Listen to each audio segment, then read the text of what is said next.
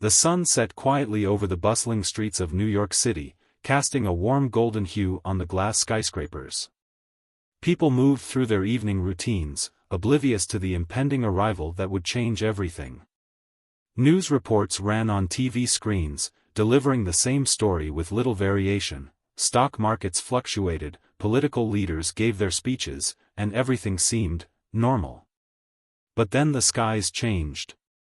At first, it was just a strange flash in the sky, like a shooting star. Then, more appeared, dozens of them, streaking across the atmosphere in perfect formation. People pointed and gasped, their phones already in the air, recording the mysterious sight. It wasn't long before the sky split open, and a massive, silver craft emerged, far too large to be anything human-made. The news anchors, usually calm in the face of natural disasters, stumbled over their words. "We are witnessing something unprecedented," one muttered, a mix of excitement and terror in their voice. "This is not a military aircraft. It's not from any nation on Earth." The spaceship hovered above the city, silent and serene. No alarms blared. No military jets flew to intercept it. It was as though the whole world paused to watch. Then came the voice. It was not loud or invasive but clear, as if it were speaking directly into the minds of every human being at once. "We come in peace," the voice said. "We wish to speak with your leader." The world went silent. The news went wild. Governments scrambled, trying to figure out what to do. The United States, the European Union, the United Nations, all were in disarray. Who was Earth's leader? Was it the President of the United States, the head of the UN, or some other figure? The confusion was palpable. No one had an answer. Some diplomats rushed to the podiums, offering speeches, while others made frantic phone calls to military generals. But the aliens weren't responding to anything they said. For a moment, Earth stood still. It was as if humanity's leaders couldn't agree on what to do. There was no clear, unified voice. Not a single individual could claim the title of Earth's sole representative. The aliens, seeing that no one was coming forward, spoke once more. "We will choose a representative. A human who speaks for all of you." And just like that, the announcement was made. An intergalactic lottery, where the aliens would pick someone at random to represent all of humanity. With a mix of terror and disbelief, humanity braced for whatever was about to come. Dave, a humble pizza delivery driver in a small town, was sitting at home on his couch, sipping on a cold beer after a long shift. He was watching the broadcast on TV, half-heartedly scrolling through his phone and wondering if his tip would be enough to cover rent. Pizza delivery was a grind, but it paid the bills, and Dave was good at it. He barely noticed the emergency news reports on the screen, mumbling about strange things in the sky.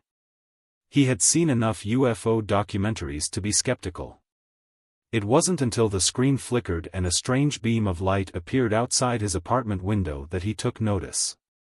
Before Dave could react, the light grew brighter. It enveloped him, pulling him off his feet with a force that was both gentle and insistent.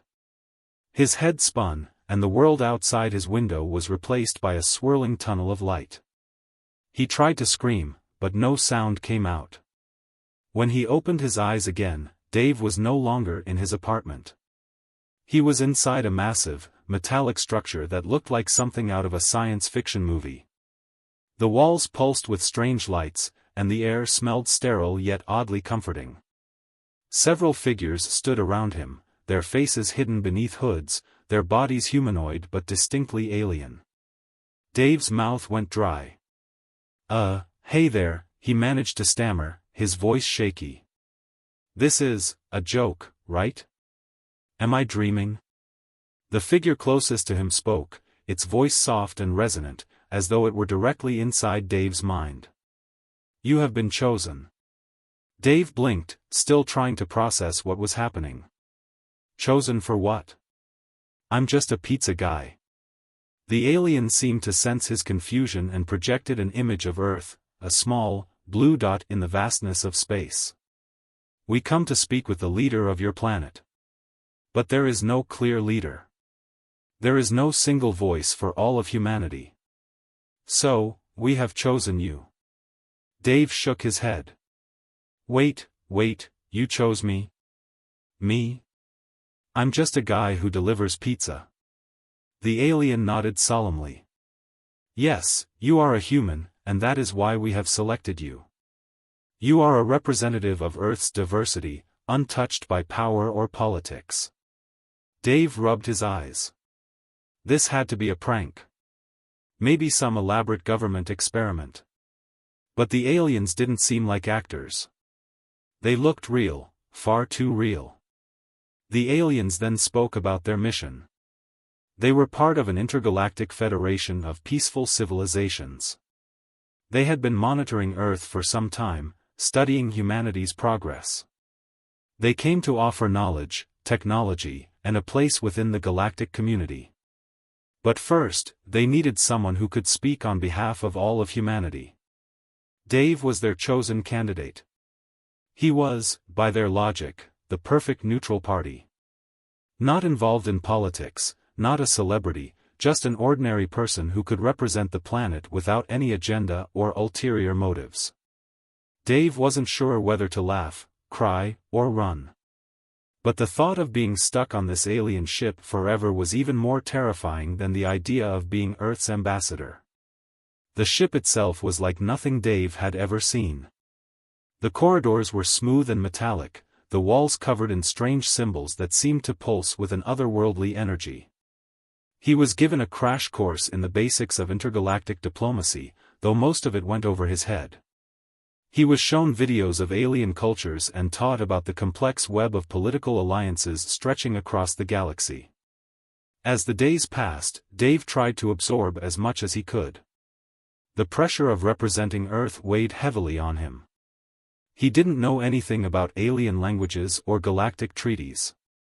His only expertise was pizza delivery, and he wasn't sure how that would help. Soon, it was time for the first diplomatic meeting.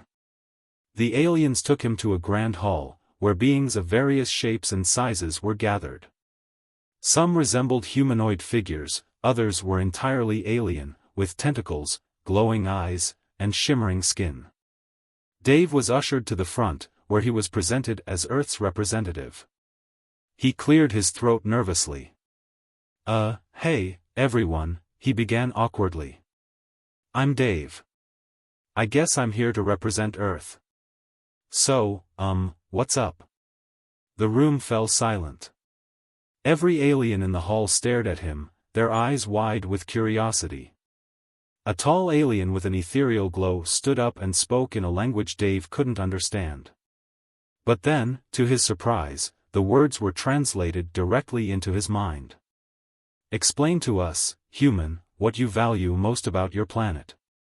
Dave blinked. He wasn't prepared for this. Well, I guess we value, freedom, family, and pizza. Definitely pizza. The aliens blinked in unison, clearly puzzled by the last part. Pizza, one asked, its voice echoing in Dave's mind. Yeah, pizza. You know, dough, cheese, toppings. Dave explained, gesturing with his hands. It's kind of a big deal on Earth. The aliens looked at each other, exchanging glances. Then, to Dave's surprise, one of them spoke. Could you provide us with this, pizza? We wish to understand your culture. Dave wasn't sure if they were serious, but he agreed. It turned into a moment of unintentional humor as he tried to teach the aliens how to make pizza, even though they didn't have the necessary ingredients. The whole experience was strange, but it broke the ice. Pizza, of all things, became the first cultural exchange between Earth and the Galactic Federation. Months passed. Dave adjusted to his role, becoming Earth's unwitting ambassador. His life on Earth was turned upside down. He was interviewed by news outlets, invited to speak at global summits, and even asked for selfies by fans who thought he was some kind of galactic rock star. But not everything was easy. Some factions within the galactic community weren't as eager to work with humanity. Some saw Earth as a chaotic, unpredictable world that wasn't ready for the responsibility of intergalactic alliances. Tensions rose, and Dave was forced to navigate a delicate political landscape, one that involved more than just pizza. It all came to a head when an intergalactic incident almost triggered a war between two alien factions. Dave found himself in the midst of a crisis.